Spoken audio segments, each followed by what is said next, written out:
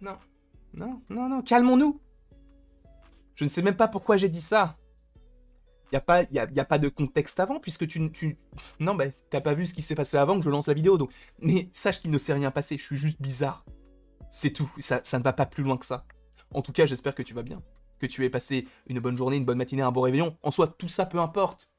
Tout ce que je veux, c'est que tu te portes à merveille et que cette vidéo puisse t'en apprendre ou non concernant ce petit film de Doctor Strange in the Multiverse of Madness. Alors oui, pas forcément de théorie, mais plus une vidéo explicative de savoir quels peuvent être les films ou les séries à regarder avant le film Doctor Strange in the Multiverse of Madness qui sort dans moins d'un mois, le 4 mai. Ne l'oublions pas, le 4 mai c'est quoi?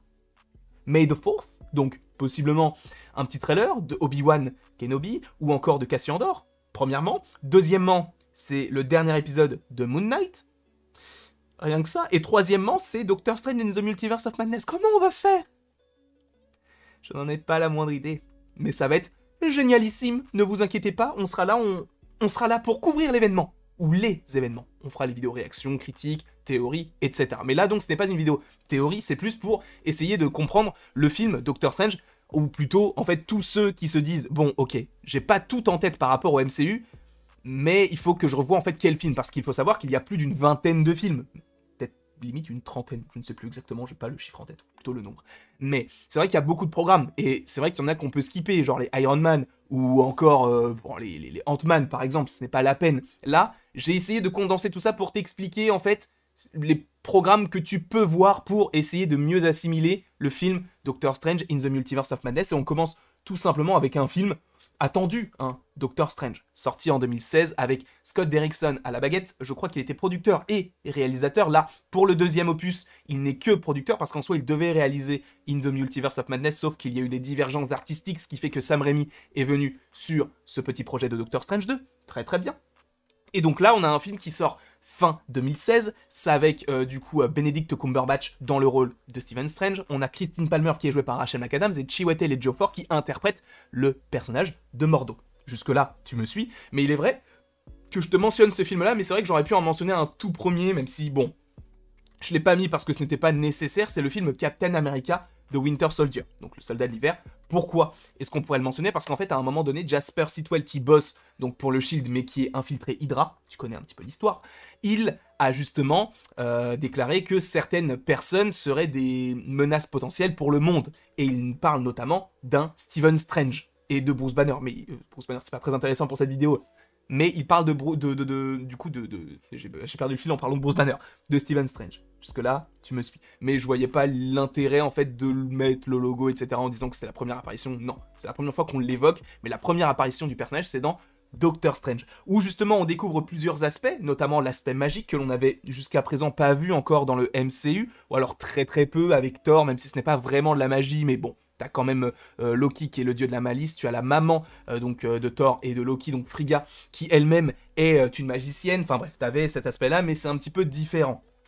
Maintenant, avec ce premier film Doctor Strange, on apprend donc ce qu'est la magie, on apprend qu'il y a des magiciens un peu partout dans le monde, notamment à New York, à Hong Kong et à Londres avec les Sanctum Sanctorum. On apprend donc l'existence de Camartage, on apprend l'existence du multivers et qu'il existe réellement. Nous sommes bien d'accord là-dessus, avec notamment cette scène où bah, il a une main, puis des doigts, puis des mains, puis des doigts, où c'est un peu dégueu, mais c'est très stylé comme scène, et c'est la première fois qu'on évoque véritablement le multivers, donc ça, pour le coup, c'est très intéressant. Alors, c'est pas la première fois qu'on le mentionne, parce qu'on sait que le multivers, ça existe, parce que je crois que c'est dans Thor, le monde des ténèbres, qu'on l'évoque très très très succinctement par rapport au fait qu'il est écrit sur un tableau avec Eric Selvig, Terre 616, quand il perd un peu la boule et qu'il est dans cet hôpital psychiatrique, entre guillemets. Bref, donc Doctor Strange est un film à voir en soi pour bien comprendre le film Doctor Strange in the Multiverse of Madness, parce qu'on retrouverait du coup les trois personnages que je t'ai mentionnés au tout début dans ce deuxième opus, et ça c'est officiel puisque c'est dans les trailers. Et ensuite, bah, le multivers, voilà, sachant qu'on va évoquer d'autres choses en lien avec le multivers pour bien comprendre le film Doctor Strange in the Multiverse of Madness. Jusque-là, tu me suis? On est opérationnel là-dessus, on peut continuer du coup. Là, on était en 2016, on va faire un bond jusqu'en 2018 à Avengers Infinity War. Tu vas me dire, oui, mais t'oublies un film. C'est vrai, je l'ai pas oublié, mais en fait, je ne voyais pas l'intérêt de l'évoquer parce que, en fait, ce qu'il va se passer notamment dans le film Thor Ragnarok, où justement tu as une petite apparition de Doctor Strange, bah en fait, je n'ai pas l'impression, au vu des trailers, que ça influe possiblement sur le film Doctor Strange in the Multiverse of Madness, puisqu'en soi, c'est plus une intervention de Doctor Strange dans l'histoire de Thor et pas dans sa propre histoire. Donc en fait, en soi, si Doctor Strange n'avait pas été dans Thor Ragnarok, ça n'aurait rien changé à la timeline de ce personnage-là. Donc c'est pour ça que je ne l'évoque pas. Mais dans Avengers Infinity War, c'est là où tu vois en fait toute l'étendue de son pouvoir, et tu vois à quel point il est puissant quand il affronte Thanos, notamment le fait qu'il ait la pierre du temps. Et honnêtement, j'ai pas besoin de vous expliquer pourquoi Avengers Infinity War est intéressant et important, parce que déjà, premièrement, c'est le meilleur des films Avengers. J'ai pas cliqué sur le bouton, je vais la refaire. Premièrement, c'est le meilleur film Avengers. C'est mieux comme ça. C'est le meilleur film Avengers, évidemment. Pour moi, certains préféreront Endgame, l'ère d'Ultron ou le premier film, mais moi, c'est vrai que je préfère Infinity War. Et par rapport à ce qu'il se passe avec Thanos, le fait qu'il claque des doigts, c'est très intéressant. Pourquoi ? Parce que dans Infinity War, eh bien, Doctor Strange est snappé. Il a disparu, il est parti en poussière, d'accord ? Tu mets du Febreze, il n'y en a plus. Premièrement. Deuxièmement, on le retrouve dans Avengers Endgame au moment où eh bien, Hulk va claquer des doigts et donc tout le monde va revenir, il va créer les portails, c'est très très bien. Mais ce qui va nous intéresser dans Avengers Endgame, c'est qu'il revient et que Wong, lui, était supposément déjà là. C'était très étrange, puisque Wong, tu sais, c'est un personnage qui est donc l'acolyte donc dans le film Doctor Strange, et qui aura notamment supposément une intrigue un petit peu plus importante par rapport à ce qu'il est devenu maintenant, puisque dans Avengers Endgame, on peut se dire que Doctor Strange redeviendra le sorcier suprême, sauf qu'il n'en est rien et ce ne sera pas le cas. Mais en tout cas, à l'heure où Avengers Endgame est sorti, eh bien, justement, on pouvait pas se dire que Doctor Strange ne serait plus le sorcier suprême. Et j'ai totalement oublié un film. En fait, il n'y en a pas 6, il y en a 7. Attendez, monsieur, oh putain, je fais n'importe quoi. En revenant sur Endgame, bon, c'est pas très grave à un moment donné quand on parlera de Spider-Man No Way Home, parce qu'il faut en parler, bien évidemment, j'avais totalement oublié ce film-là. Pourtant, on en a parlé en large, en travers, petite sœur. Donc comment est-ce que j'ai pu l'oublier ? Mais, du coup, revenons sur Endgame, film dans lequel il réapparaît, voilà. Là, on va passer à ce qu'il suit, notamment par rapport à ce personnage de Doctor Strange, entre guillemets. C'est même pas en lien avec Doctor Strange, c'est plus en lien avec d'autres persos, puisqu'on va parler de WandaVision, cette série qui est disponible sur Disney+ depuis le 15 janvier 2021, si je ne dis pas de bêtises. Et cette série te présente du coup un personnage donc te présente l'évolution du personnage de Wanda, qui va péter un câble et qui va créer sa propre ville, son propre peuple. Bref, elle va devenir une crazy woman, quoi. Et à la suite de cela, c'est vrai qu'on avait l'idée, il y avait l'hypothèse comme quoi Doctor Strange pourrait intervenir dans cette série. Au final, la rencontre entre Doctor Strange et Wanda, même si en soi ils se sont déjà rencontrés, on les a vus dans Avengers Endgame, mais on les a pas vus se parler à proprement parler, mais c'est vrai que leur rencontre réelle se fera dans le film Doctor Strange in the Multiverse of Madness. Jusque-là, je ne t'apprends rien. Mais donc, en soi, il faut avoir vu WandaVision pour regarder Doctor Strange in the Multiverse of Madness, et pas nécessairement uniquement par rapport au personnage donc de Doctor Strange. Parce qu'en fait, dans ce film-là, je dis pas que ce sera un film en coop, mais c'est vrai que dès le début, dès la SDCC 2019, donc dans la San Diego Comic Con de 2019, il t'avait mentionné Doctor Strange 2 avec un film avec Wanda. Donc on savait qu'elle allait revenir. Et supposément que WandaVision allait avoir un lien avec Doctor Strange, et là c'est clair et net par rapport à la fin de la série. Voilà. Jusque-là, encore une fois, vous me suivez, il n'y a pas grand-chose à dire de plus sur WandaVision, sauf que c'est vrai que normalement on aurait dû donc avoir une scène avec Doctor Strange dans la série, mais qui n'a pas été faite par rapport au Covid, notamment. Ensuite, et là c'est très étrange, mais on va parler de Loki.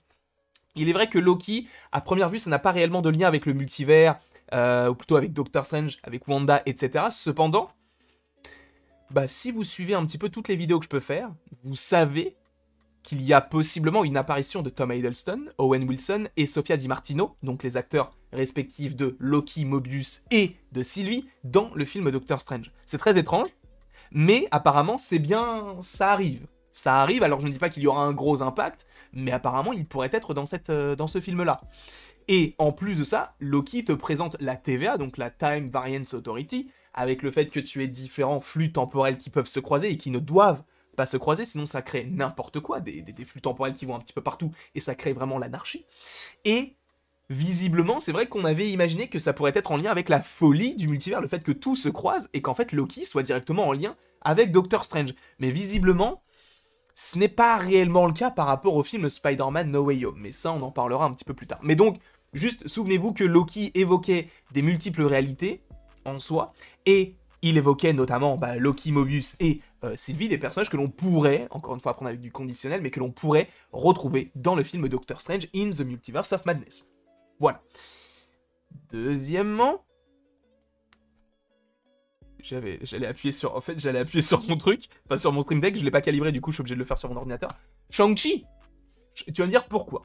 Shang-Chi te présente le personnage de Wong dans ce film-là. Oui, il n'y a pas Doctor Strange, mais il y a Wong. Et c'est dans ce film qu'on apprend que... Enfin, c'est même pas dans ce film qu'on apprend que c'est le sorcier suprême, mais on sait à peu près dans ce film-là que c'est lui, Wong, le sorcier suprême, parce que, justement, dans ce film-là, on va dans le Sanctum Sanctorum, etc., et on ne voit pas du tout Doctor Strange. Alors oui, en soi, ça pouvait être en soi par rapport au fait que peut-être que Benedict Cumberbatch n'était pas disponible, peut-être qu'il était trop cher, j'en sais rien du tout, et que peut-être par souci de facilité, entre guillemets, ils ont choisi de prendre Benedict Wong pour faire réintervenir Wong. Pourquoi pas?